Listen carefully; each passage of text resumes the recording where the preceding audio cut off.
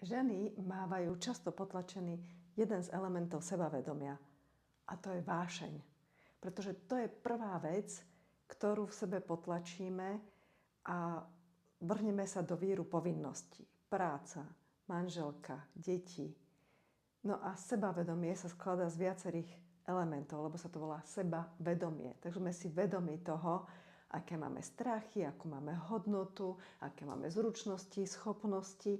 A patrí do toho aj čo mám rada, čo ma baví, prečo mám vášeň. A teraz nehovorím o tej intimnej vášni.